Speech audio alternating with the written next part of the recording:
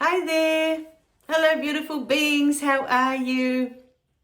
It's been a while since I've been able to sit and record, and we've just been busy behind the scenes creating all new things for you. We finally have everything set up on a new platform for you now. So for those of you who don't know, our Loving Your Anger course is completely free. It's in the description below. And originally I was, being guided to give away the self-love course. But then, a few people have been through it and it feels like it's the middle of the journey, if you know what I mean. So for me, this is how my journey unfolded. It began with loving your anger, loving your fear, loving your pain, learning to really listen to your emotions as messengers. Like they have messages for you rather than looking at it as, oh, I'm being taken over by this anger again, and by this fear. This fear isn't, letting me move forward. So I shifted from reacting all the time with these emotions, because as a child, I was taught that these emotions are negative, they're bad. They shouldn't be expressed. We weren't allowed to express them at home. Even when I went to visit mum and dad in recent years, whenever I was sad or I felt overwhelmed that I had to cry, I had to leave the house and go for a walk and say I was going for a coffee, that I could sit there and just allow these tears to just come out, These feelings are there for a reason. And this is something that we're not taught as children. For many of us, what we are taught is that it's not good to express them. We learn to suppress them in our childhood. We learn that expressing anger is a bad thing. Expressing fear is a sign of weakness. And, when you cry because you're in pain, again, it's a sign of weakness.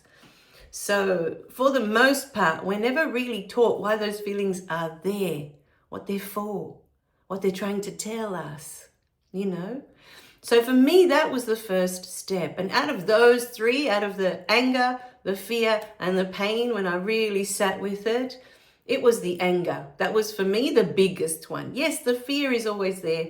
The pain is always there, But out of the three, if I had to really sit with the emotion that was the strongest for me, it was anger.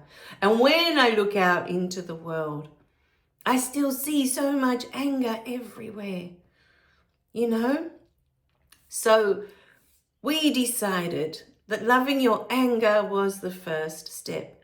Now, for those of you who go in, the loving your anger, the loving your fear, and the loving your pain is a trilogy. All three together form what we decided was the sacred healing journey. And it's the beginning. It's for you to sit with your beautiful emotions and learn to see them as friends. That's how I started in the beginning. I would see anger as a friend, and I would sit with this beautiful friend and I would ask it for the message. When I got angry in a situation, why was I angry?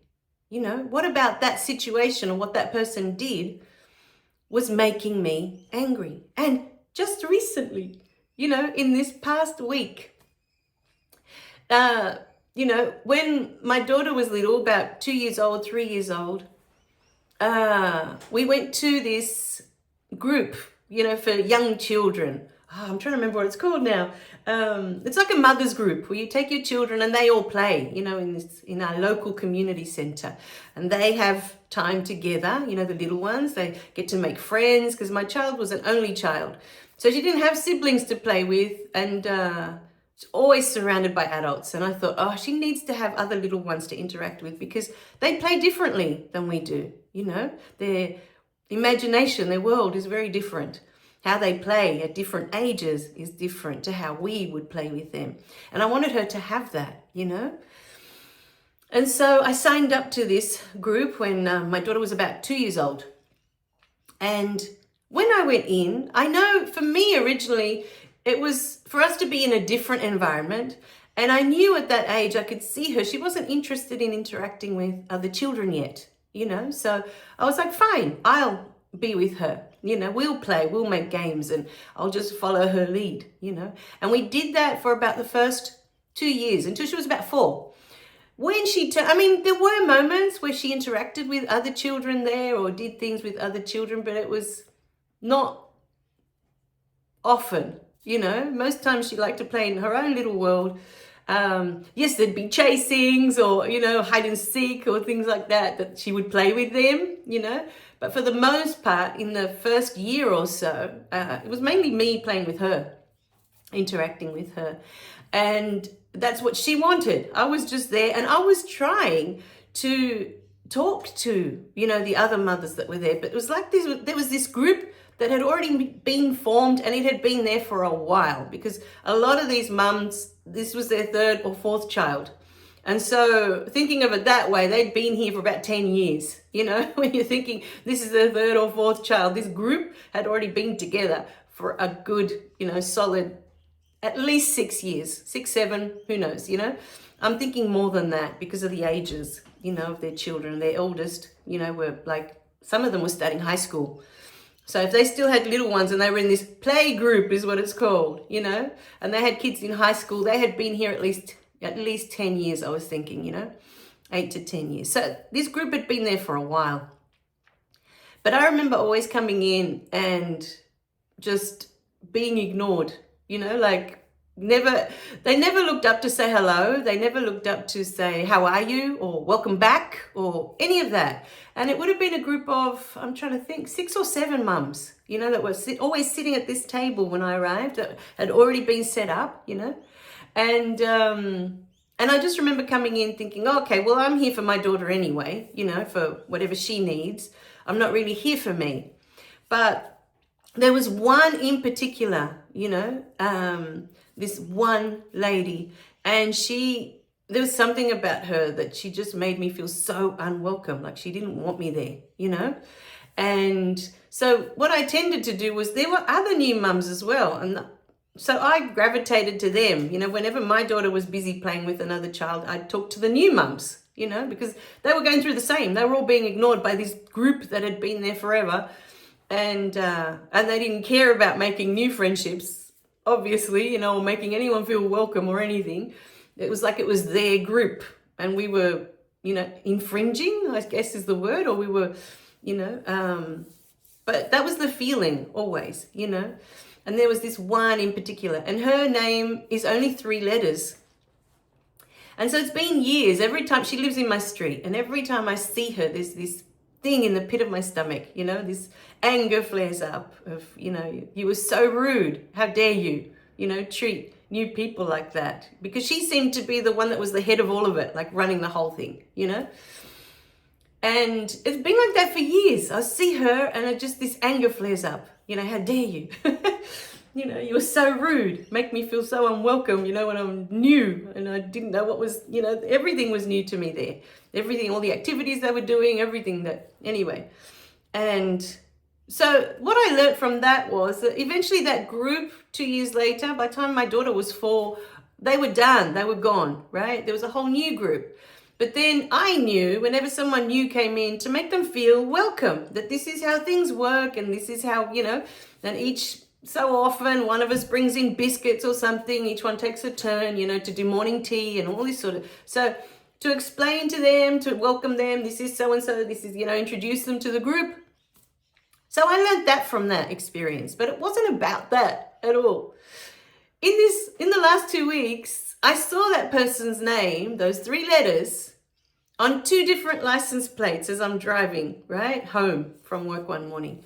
I see it first, and I look at those 3 letters, and I think of that person. And I'm like, and I'd already had a message about this person before, but this was the moment that I was ready to let it go, you know?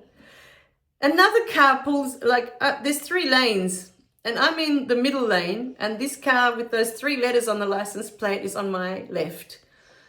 And as I'm thinking about that person, they're, you know, they're in my awareness, another car pulls up, you know, to my right with the same 3 letters in the license plate. And I'm like, okay, I got it. I got the message.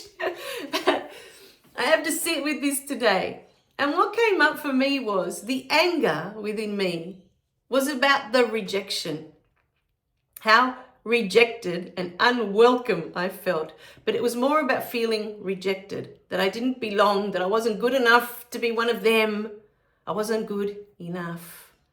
And when I really sat with it, and this was just in the drive home, because I've had this experience before, a couple of years ago, where I was trying to really sit with it and release, whatever it was, because I kept thinking, I was walking with my daughter one day and we saw her, driving past, and this anger flared up. My daughter was like, what is your beef with this woman? And when I explained it to her, she was like, okay.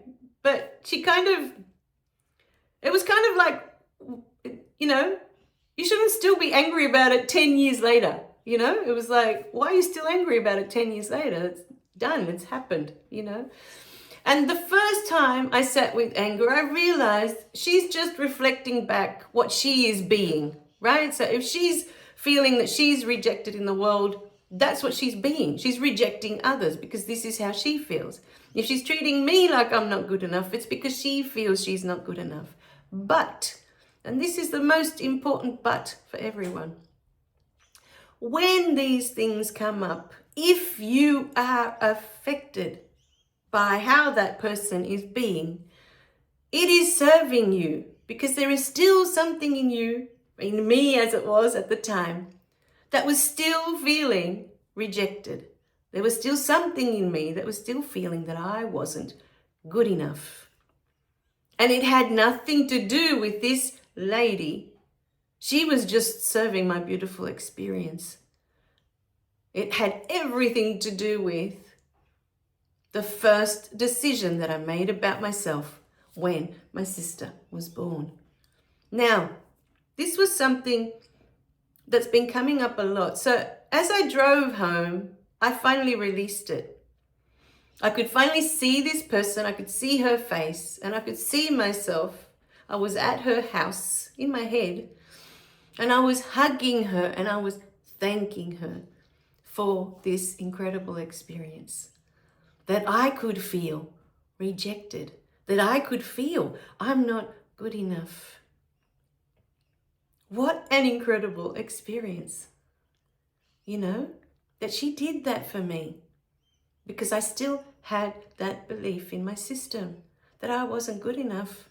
I wasn't good enough for my mum's love. I was rejected the moment my sister was born. Now, what has been coming up a lot lately that I wanted to talk about here is that when you go back to the original videos, and I'm talking so much about my mum and the things I went through and all of this that happened when my sister was born, that I felt rejected, I felt cast aside, I felt that I wasn't good enough for my mum's love, and I felt that that love was retracted. She no longer loved me. These are all the decisions that I was making up in my mind as a 5-year-old. None of these things were true. None of them, not one. But they were the beliefs that I took on so that I could have this incredible human experience. Now, we don't go back to look at all of that, all of those beautiful videos where I shared all of that. It's not about making my mum look like, oh, she was a monster. She was a horrible person because she used to yell at me and she used to smack me. And it's not about any of that. That is just the experience. That's all it is. And it wasn't until I had my daughter and I found myself yelling at her that I understood that experience. You see, it's not about looking at it as, oh, it's a negative thing, or I'm here complaining about it, or I'm here, I was going to say bitching about it, that poor me, look at what my mum did, It's not about any of that. It's not about any of that. And I know in the early days when I was trying to bring all of this forward, a lot of people were upset that, oh, your poor mum, if she ever watched these videos, how would she feel? What would she think? And I found myself a couple of weeks ago, I think it was, and I said to my daughter, if you ever feel like I don't love you, like I don't treat you with respect, like anything that you feel, you have a right to feel that. It was never my intention to make you feel all of those things, but at the same time, I understand that that's the experience you came to have. So I am never going to be offended. I'm never going to be upset if she ever comes to me and says, you know what, Mum? From this time to this time in my childhood, I felt like you were very disrespectful. You didn't respect me as a person. Or I didn't feel loved by you. Or I didn't feel supported by you. You weren't there for me. I felt rejected by you. I felt that I wasn't good enough for you. I wasn't good enough for your love. I would sit with her and I wouldn't make it any less just because I want to feel better about myself. That, no, I'm your mother. I did everything to, I did everything. You shouldn't feel that way. I wouldn't minimize it for her. I wouldn't make her feel any less because she shared that with me. She has a right to feel that way. If I said something, and it wasn't my intention, if I said something and she took it offensively, like I'm belittling her or I'm disrespecting her in any way, she has a right to feel that way. What I say and how I interpret the world may not necessarily be how she's going to interpret it. And so I wanted her to be clear that she can say anything to me, anything. And I would sit with it and it would be okay. It would be okay. That's all right.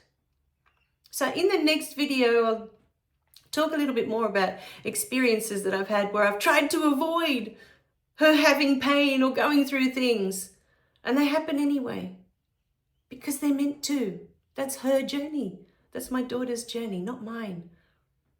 All right, my beautiful beings. So we'll talk more in the next few videos. And hopefully by the end of it, you'll have more clarity around what these videos really are pointing to. All right, my beautiful beings.